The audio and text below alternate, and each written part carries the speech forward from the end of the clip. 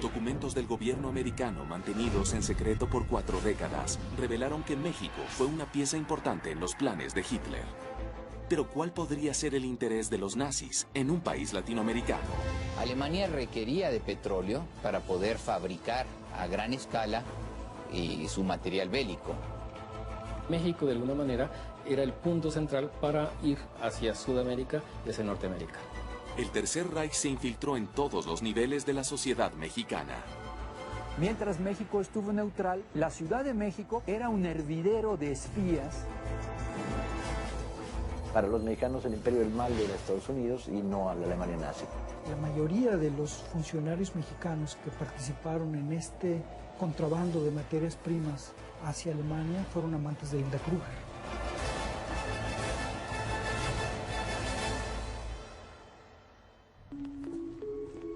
En 1985, luego de 40 años de silencio, el Archivo Nacional de Washington en Estados Unidos comenzó a hacer públicos miles de documentos relacionados a las actividades de los nazis en diferentes países.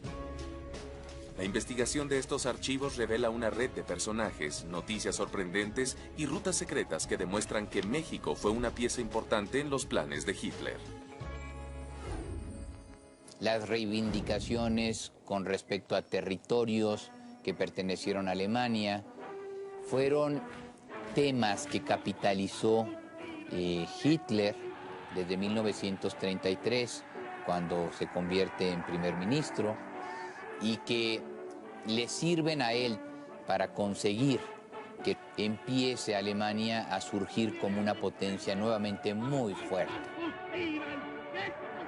En marzo de 1934, Hitler comienza a diseñar sus estrategias para conquistar al mundo.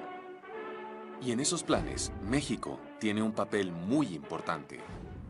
Poder incidir en controlar el poder que Estados Unidos estaba empezando a adquirir empezó a resultar estratégico. ¿Y por dónde era más fácil entrar? Pues por la frontera sur de Estados Unidos. La frontera entre México y Estados Unidos en 1940 es una frontera muy porosa, tiene muy pocos puntos de vigilancia, se podía cruzar caminando, se mandaban agentes a espiar las zonas petroleras, las zonas de los navíos y regresaban por la misma frontera, no había los controles que existen ahora. Lo fundamental para ellos era conocer el potencial bélico que tenía Estados Unidos porque era el principal aliado de Inglaterra.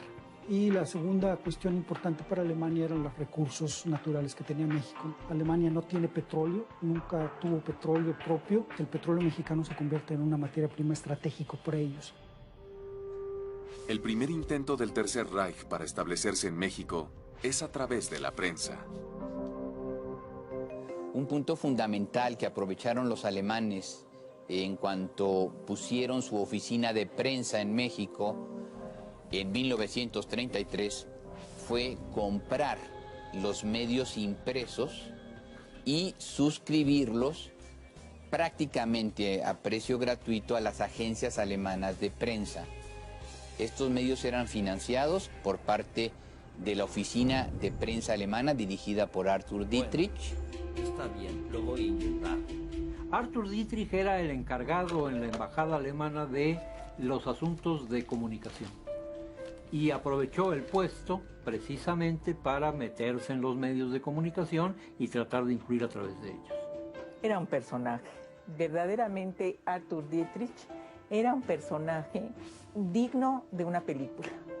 Lo que este hombre desarrolló en cuanto a difusión de la propaganda del partido nazi es impresionante. La estrategia consiste en sembrar el ideal nazi entre los mexicanos y conseguir adeptos dispuestos a apoyar la causa del Tercer Reich. Él tenía relación con todos los medios, escritos y no escritos, y con todos los estados de la República, con todos los gobernadores, viajaba por la República, sabía cuándo iba a llegar la propaganda, cuando le mandaban maquinaria a la Casa Boker, que ahí dentro iban a venir revistas y folletos y todo, y ya llegaba en español. Él tenía toda una red de difusión de esa propaganda.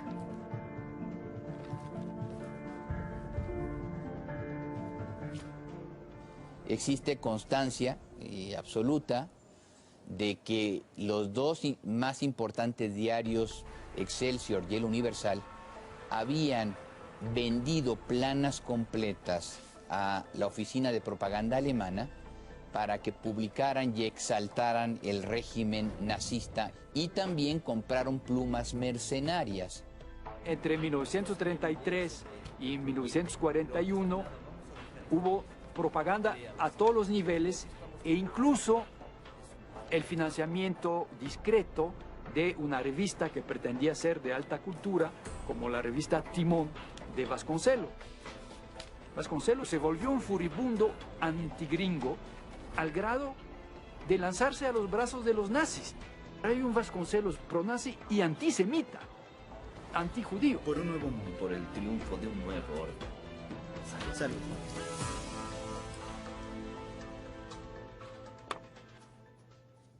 También agregó este nuevo y carismático líder de Europa que Alemania se propone hacer el nuevo imperio del continente. La ideología también es propagada desde las radios.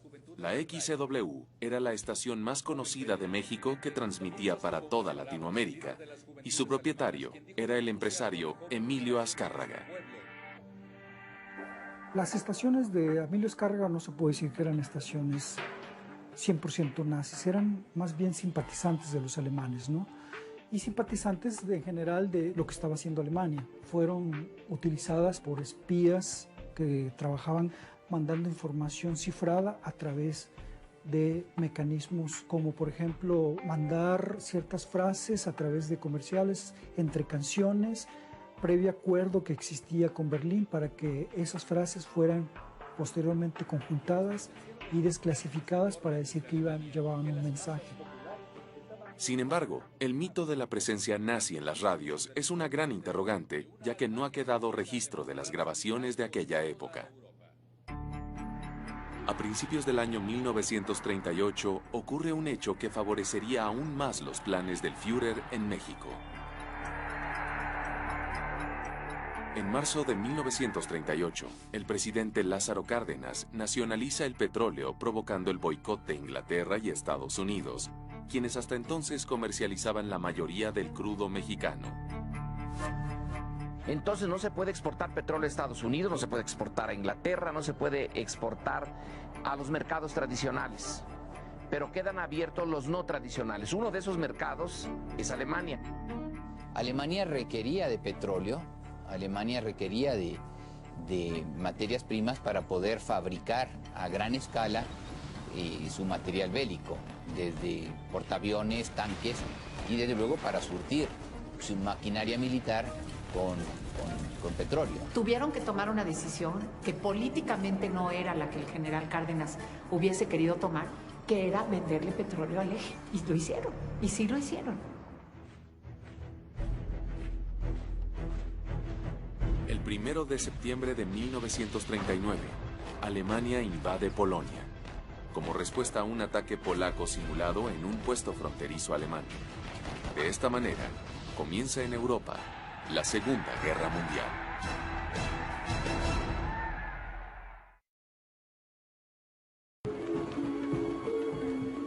El 1 de octubre de 1939, las tropas del Tercer Reich, junto con el ejército ruso, toman Varsovia, logrando su primera conquista.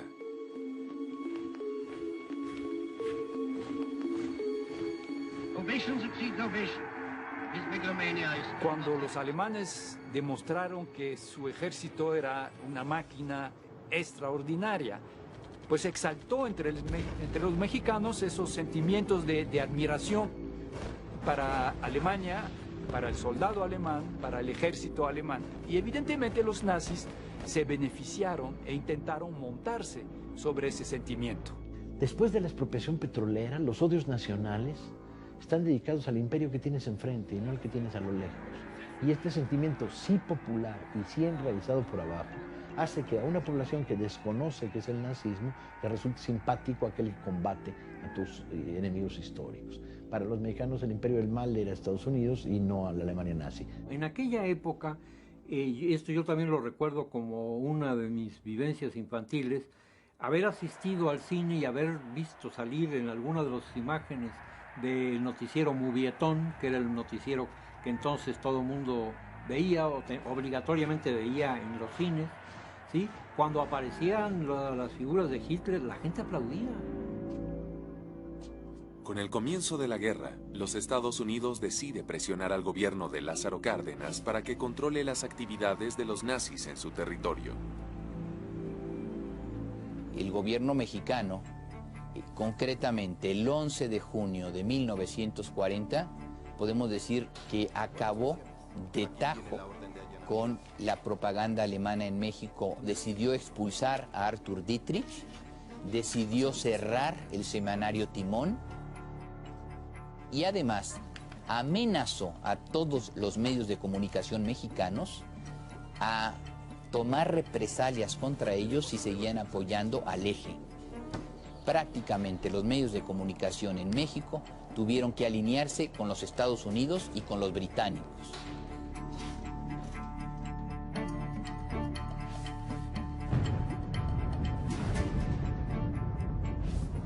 También agregó este nuevo y carismático líder de Europa que Alemania se propone hacer el nuevo imperio del continente. El fin de la propaganda nazi también llega a la radio. También sostuvo unas palabras el líder de las juventudes alemanas, quien dijo con entusiasmo: la joven generación de nuestro pueblo. Quienes presenciaron el discurso nos informan desde Alemania. El gobierno de los Estados Unidos amenazó dejar de patrocinar los programas en la XCW con anunciantes americanos y dejar de proporcionar todas las materias primas como los tubos de vacío, que aquí le llamamos bulbos. Esta amenaza tuvo una eficacia extraordinaria en Emilio Azcárraga. Empieza a colaborar más con los norteamericanos, saca el servicio transocean de sus estaciones de radio y empieza a difundir más las noticias de Reuters, las noticias de AP y las noticias de las agencias norteamericanas a favor de los aliados, ¿no? Todas las fuerzas de artillería están trabajando con fuerza y honor junto a cientos de elementos de las tropas en línea, evitando los continuos bombardeos de la aviación nazi. Pero no solo la propaganda nazi inquieta a los Estados Unidos. El destino del petróleo mexicano también ocupa la atención del presidente norteamericano. Roosevelt, cuando viene la Segunda Guerra Mundial, es el primero que presiona a las compañías, a las 7 compañías americanas, y les manifiesta: estamos en una guerra, México tiene que ser nuestro aliado y nos va a vender petróleo. El 7 de mayo de 1940, a través de un memorándum confidencial recientemente revelado, el presidente Roosevelt presiona a Lázaro Cárdenas para que suspenda las exportaciones de petróleo a Alemania. Los aliados, Inglaterra, Estados Unidos, sí compran el petróleo mexicano. Ya se olvida del boicot. Esta posición del gobierno de Lázaro Cárdenas deja a los ejércitos del Führer sin el crudo y las materias primas mexicanas al comienzo de la guerra. Los planes de Hitler en México comienzan a complicarse. Pero pronto se llevan a cabo las elecciones y un nuevo gobierno asume el poder. El 7 de julio de 1940, Manuel Ávila Camacho se consagra como el sucesor de Lázaro Cárdenas. Una vez que llega al poder Manuel Ávila Camacho, se da un viraje totalmente hacia la derecha. Entonces se pasa de una izquierda muy limpia, por llamarlo de alguna manera, a una derecha oculta, que es la de Manuel Ávila Camacho. ¡Heil Hitler! ¡Heil Hitler! Al cambiar el gobierno, los nazis exploran nuevas estrategias en México. El alto mando alemán decide crear una red de espías teniendo en cuenta que ahora pueden llegar a encontrar simpatías hacia el Tercer Reich entre los funcionarios del nuevo gobierno mexicano.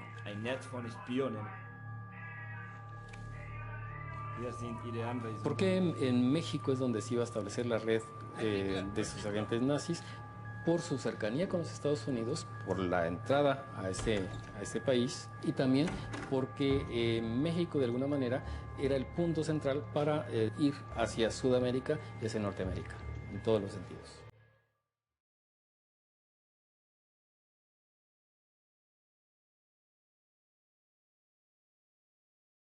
El hombre elegido para enviar a México como jefe de la red de espionaje es el teniente George Nikolaus.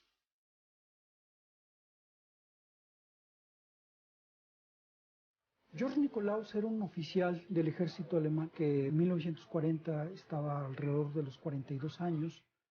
Estaba trabajando como oficial de espionaje en la división de inteligencia económica del ejército alemán.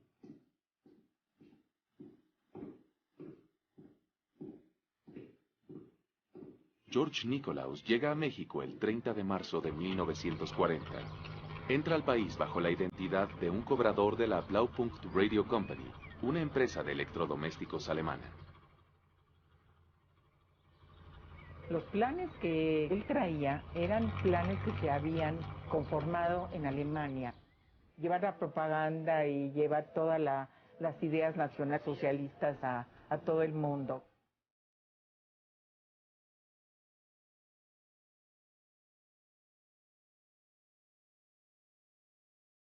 Ellos tenían un censo de que en México había aproximadamente 5,000 alemanes viviendo en México, de los cuales podrían servir como colaboradores o espías para las funciones que intentaba realizar.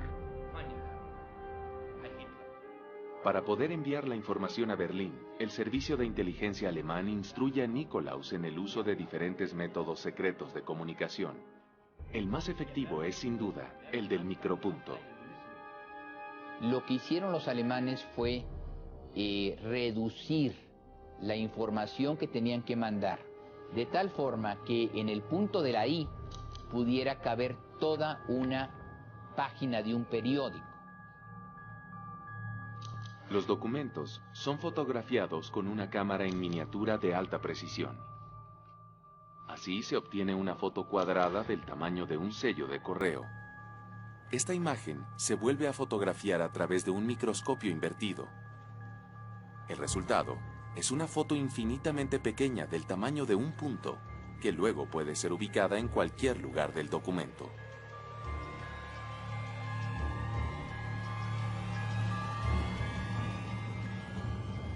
En una sola carta podían ellos estar enviando, sin que se advirtiera a primera vista, 100, 200 o 500 micropuntos de información. Al llegar a su destino, este punto puede ser ampliado hasta 200 veces. La otra cosa que les facilita a los espías alemanes en México es la gran corrupción que existe en el gobierno mexicano. Destinan una gran cantidad de dinero para comprar funcionarios que les proporcionan información estratégica. Nikolaus consigue información vital sobre la invención en Estados Unidos de nuevos motores para los aviones enfriados con aire y también sobre los campamentos que se establecen en Terranova, Canadá, desde donde se envía ayuda a Gran Bretaña. A Nikolaus aún le falta infiltrarse en las más altas esferas del nuevo gobierno mexicano de Manuel Ávila Camacho.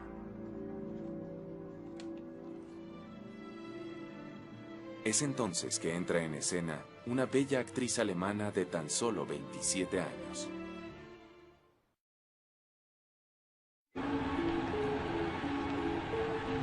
El 1 de diciembre de 1940 asume la presidencia Manuel Ávila Camacho. Para infiltrarse en el nuevo gobierno, el Tercer Reich apela al glamour y a la seducción de una bella y joven actriz, Hilda Kruger.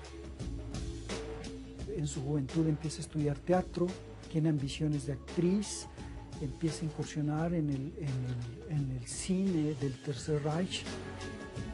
Hilda conoce al poderoso ministro de propaganda nazi Joseph Goebbels, quien en ese entonces tiene el control de toda la industria del cine alemán del Tercer Reich.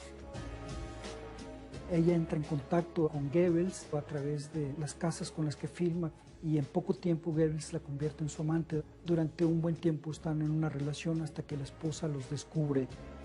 Ella tiene que salir de Alemania, pasa por Inglaterra, llega a Estados Unidos. En Estados Unidos busca trabajo como actriz, no se le da, porque pues, realmente no era muy buena actriz.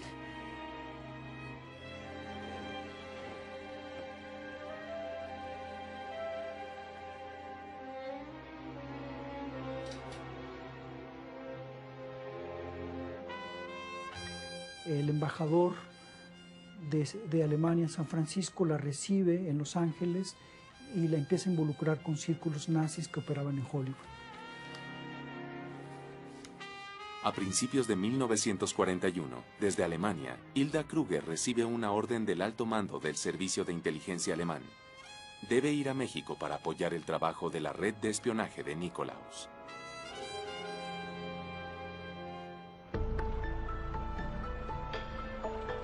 Hilda Kruger cruza la frontera de Estados Unidos con México a través de la ciudad de Nuevo Laredo, el 9 de febrero de 1941. Buenos días, señorita. ¿Me permite su pasaporte y sus papeles? Sus rasgos alemanes pues la sacaban un poco del esquema de la gringa. Aquí tiene, señorita Kruger. Bienvenida a México. Gracias. Pues una valquiria despampanante. Vaya, si algo podría decir, es una valquiria muy seductora, muy simpática, muy dulce, muy ocurrente. Se sabía todos los corridos mexicanos sabidos y por haber de la Revolución.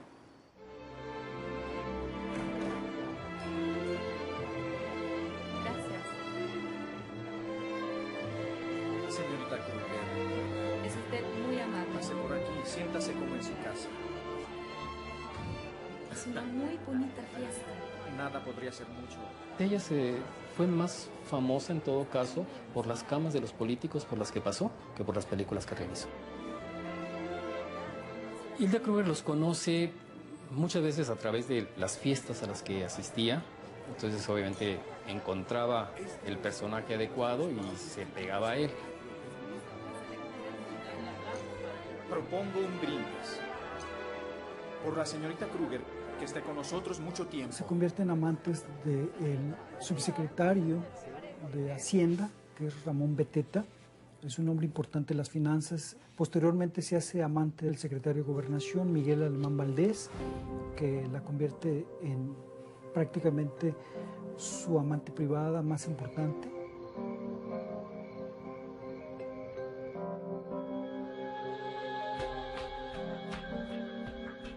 Él le consigue un departamento en una zona residencial cercana al centro de la capital. Se llamaban los apartamentos Washington, que eran unos apartamentos lujosos.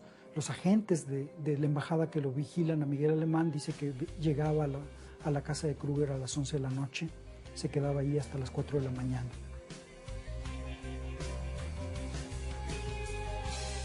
Yo había visto a Beteta y a Alemán ahí cenar, pero no me consta que hayan tenido relaciones o no. Pero pues guardaban todas las apariencias de unos invitados. Pero con Alemán y con Beteta, sí muchas veces me decía, va a venir el coche de Beteta por mí. Y entonces ya se salía y se subía al coche con el chofer de Beteta. Así que es muy posible que sí hayan tenido una relación. Pero con Alemán no sé.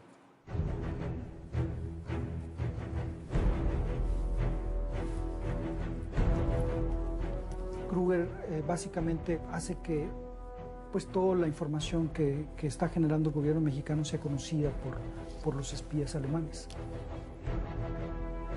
Estamos hablando de una mujer que se le podría describir como una Mata-Hari mexicana.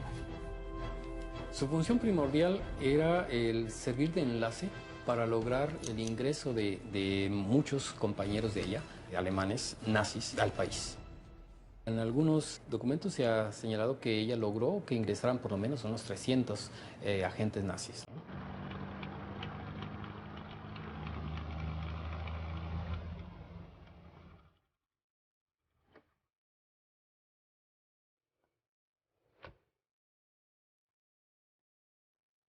Los espías que tiene el ejército alemán en México, una de las principales actividades más exitosas de sus funciones fue conseguir una gran cantidad de materias primas. Estamos hablando de aluminio, mercurio y tungsteno, que se enviaron a Alemania por toneladas, según los propios reportes del gobierno mexicano y del gobierno de los Estados Unidos. Entonces Hilda Kruger tuvo un papel fundamental porque la mayoría de los funcionarios mexicanos que participaron en este contrabando de materias primas hacia Alemania fueron amantes de Hilda Kruger.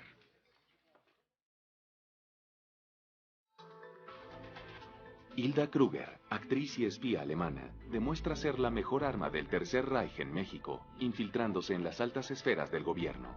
Su mayor logro es conseguir que materias primas mexicanas lleguen nuevamente a Alemania. A partir de 1940 empieza a haber un crecimiento exponencial de las compras que se realizan de Panamá de productos mexicanos, principalmente derivados del petróleo y después maquinaria, motores y otros productos. El crecimiento del flujo empieza en el 40, sigue en el 41 y para el 42 Panamá ya es el tercer socio comercial de México, a pesar de que Panamá no producía nada, no era un país muy pequeño. El petróleo proveniente de varios países sale de Panamá y cruza el Atlántico para llegar hasta las refinerías Eurotank de Hamburgo, principal proveedora de los ejércitos del Führer. Mientras tanto, Nikolaus se prepara para realizar personalmente el primer atentado de su red de espionaje. En marzo de 1941 recibe reportes sobre la existencia de un buque inglés, el Forest Bank, en el puerto de Tampico. El plan es utilizar bombas para hundirlo y así ejecutar el primer ataque contra un navío enemigo en este lado del Atlántico.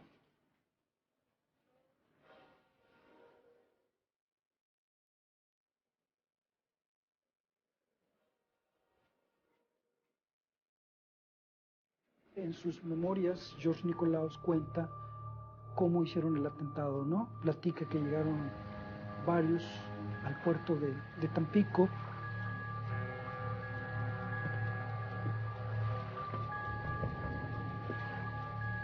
Ya llevan la bomba, consiguen una balsa para viajar del puerto a donde está anclado el Forest Bank. Llevan una bomba, llevan alambres.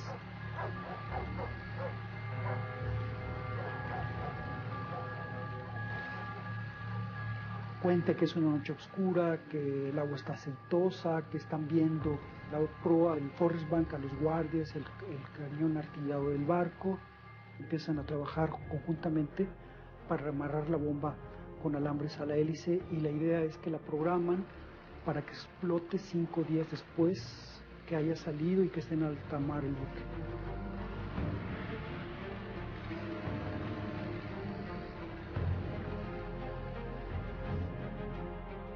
Los registros navales ingleses posteriores a la fecha del atentado indican que el Forest Bank no fue hundido y que continuó realizando sus tareas. Fue una bomba relativamente pequeña que nada más dañó parte del barco, pero no lo hundió.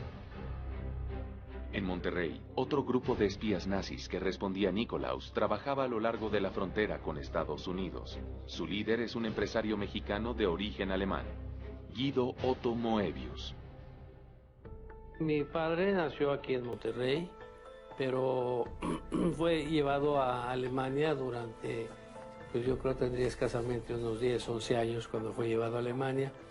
Estudia en Alemania y se desarrolla precisamente en el tiempo en donde se viene presentando el fenómeno hitleriano, de la juventud hitleriana y todas esas ideas que en la juventud influyen mucho en un ser humano. Él se sentía por ese lado muy mexicano, pero él sentía que tenía que estar con el Führer.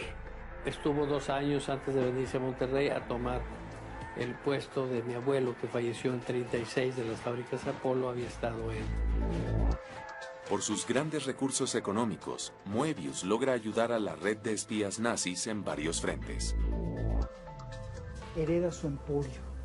Un emporio que ya es una gran industria química en México, de las más importantes del país. Después entra con Nikolaus y empieza a trabajar desde la frontera norte de México, consiguiendo información sobre los movimientos militares en la frontera.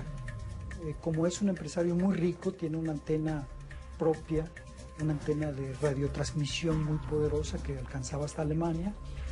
Estaba trabajando con empresas que están recolectando mercurio, están recolectando tuxteno, están recolectando aluminio, lo compran legalmente para después mandarlo a Tampico y que Tampico se triangule hacia Alemania.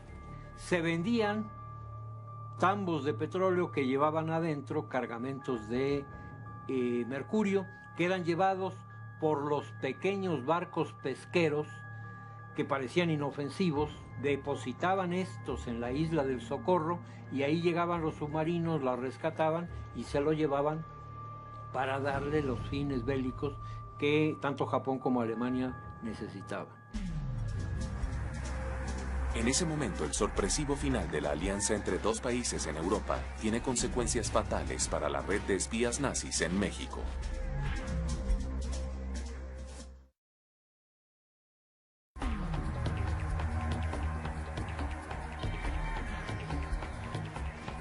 En junio de 1941, la red de espías nazis en todo el mundo sufre un golpe, cuando Alemania invade a Rusia. En represalia, los agentes secretos rusos que actúan en varios países, incluyendo México, comienzan a delatar a sus colegas alemanes. El principal agente ruso en la Ciudad de México era Vicente Lombardo Toledano. Vicente Lombardo Toledano era un agente ruso, es decir, estaba pagado desde Rusia. Y la misión es acabar con los servicios de inteligencia alemanes en México. Y comienza a señalar los nombres de los que estaban implicados. Ahí están, y es fulano, y está en tal lugar.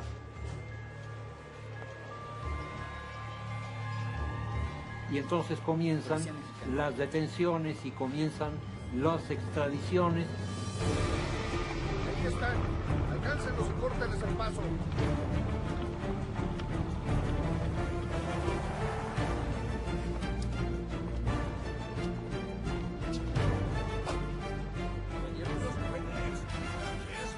Este es el inicio del fin para George Nikolaus y su red.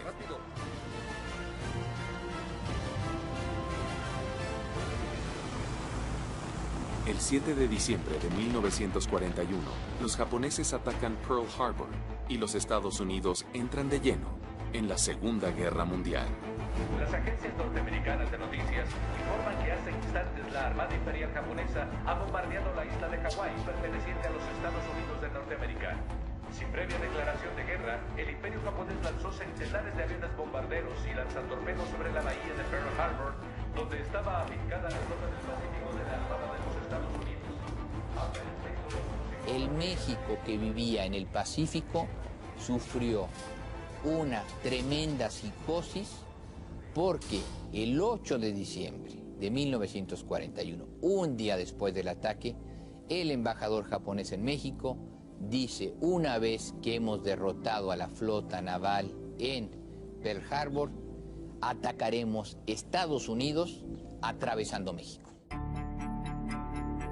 México lo que hizo fue romper relaciones diplomáticas con los países del eje, con Alemania, con Japón, con Hungría, con Italia. En ese momento no se había declarado la guerra y sin embargo ya muchos periódicos, a sabiendas de que México estaba violando de facto la neutralidad, pusieron en sus titulares: México entra en la guerra. Mientras México estuvo neutral, la Ciudad de México era un hervidero de espías. Cuando los Estados Unidos deciden entrar a la guerra, la presión sobre México se agudiza, ¿no? Crean las listas negras. Y Estados Unidos está preocupado por la posibilidad de que México se preste como bases de submarinos alemanes y japoneses. Submarinos alemanes en Tampico, en el Golfo, que amenazarían el petróleo de Texas, y submarinos japoneses en Baja California, amenazando la costa del Pacífico, la base militar naval de San Diego y luego Los Ángeles. Hoy en día tenemos acceso a las memorias de un comandante de submarino que decían que llegaron a entrar a Nueva York. Así que el temor norteamericano a bases de submarinos en el Golfo, en México, pues era un temor fundado. No deja de ser un rumor, ¿no? Y entonces empiezan a ver nazis hasta en la sopa, ¿no? O sea, lo que aparece es que es más una especie de paranoia, ¿no? En enero de 1942, el gobierno de los Estados Unidos entrega una lista con los 24 agentes nazis más prominentes para que sean capturados. Esta lista está encabezada por George Nikolaus, Hilda Kruger, y Guido Otto Moebius.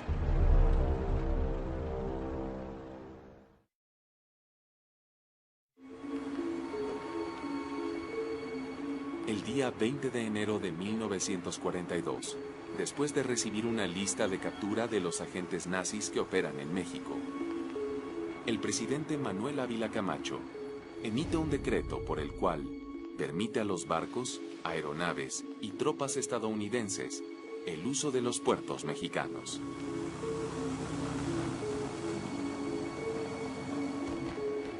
Y si además apoyaba a los Estados Unidos militarmente con la entrada a la guerra, si los nazis llegaban a avanzar mucho, incluso hasta territorio americano, bueno, los mexicanos tenían en los estadounidenses, frente a esa eventualidad, una protección, ¿no?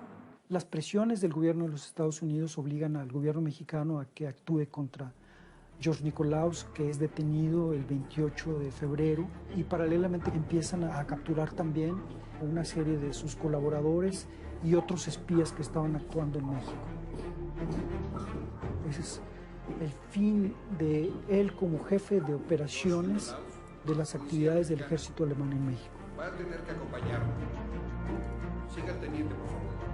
Guido Otto Moebius es señalado como un hombre muy peligroso, del mismo nivel de George Nikolaus por su poderío económico.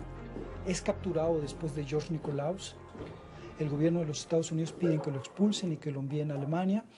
Sin embargo, Miguel Alemán participa en esto. Lo decide nada más mandarlo a una estación migratoria, un pequeño campo de concentración que está ubicado en la ciudad de Perote, Veracruz, y ahí lo mantienen durante casi un año. Muchos alemanes aquí no sabían lo que estaba pasando en Alemania, ni las atrocidades tan grandes que se hacían contra los judíos, no se conocía eso. Pero en los últimos años de mi padre, que ya vivió muy enfermo, 3 años, siempre me dijo, yo creo que Hitler sí estaba equivocado. Pero en mayo de 1942, submarinos alemanes hunden 2 petroleros con bandera mexicana.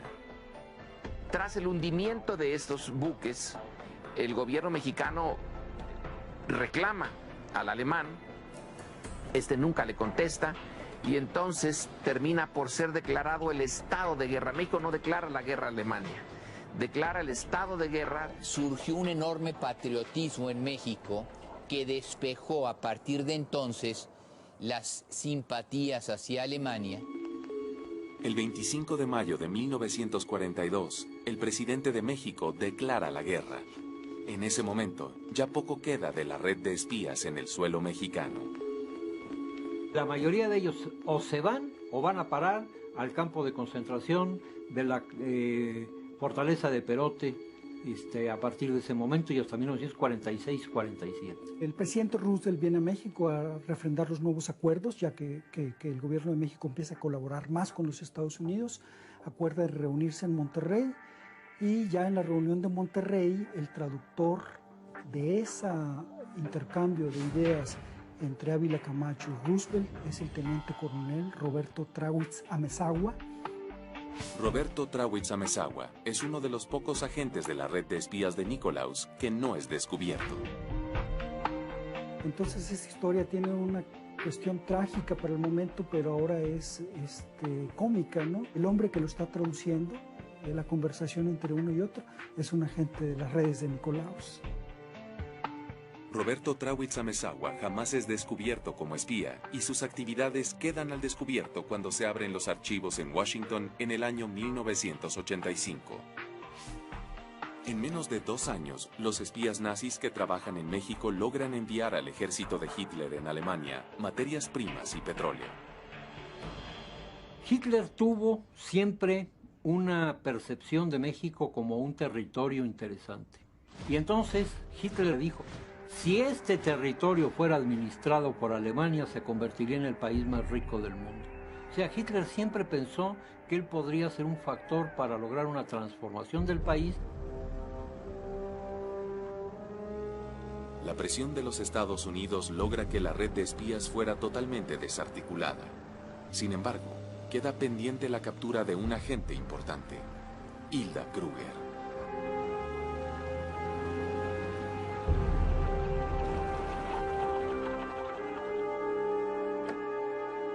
El hecho de ser amante de Miguel Alemán la protege, porque lo que sucede después de arrestarla es que no existen documentos que la involucren en actividades de espionaje, o los pocos documentos quizás se destruyeron por el mismo Ministerio del Interior, y no es deportada, se queda en México. Por favor, que baje del auto y nos acompañe.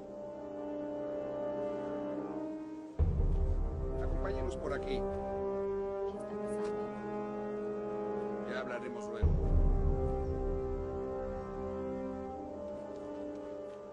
Participa en 4 películas en México. Mire, más vale que sepa la verdad. Yo, señora Barry, soy un pobre diablo y un cobarde. ¿Cobarde? ¿Un hombre que sonríe hacia la muerte? Sí, señora. Luego ella sale de México, se va a Estados Unidos y ahí vive los últimos años de su vida, ¿no? Un tanto olvidada. Sí, la última vez que la vi estaba en Nueva York, instalada en ese departamento maravilloso. Me invitó a comer, comí con ella, muy normal. Después me dijo que iba a salir. Yo llegué a las 4 y ella tenía una cita a las 7, y entonces nos despedimos y ya. Yo no volví, así que ya no la vi. Yo todavía tengo por ahí un recorte de Hilda Kruger publicado en alguno de los periódicos en la sección social, en donde ella dice: yo nunca fui agente de los nazis, fue un invento que me hicieron, yo fui una artista que buscaba espacios de expresión que se me negaron. O sea, nunca abandonó lo que fue a lo largo de toda su vida su actitud. Nunca puedo creer que haya sido espía, nunca. Pero pues me imagino que los espías no se declaran fácilmente, entonces lo deben ocultar bastante.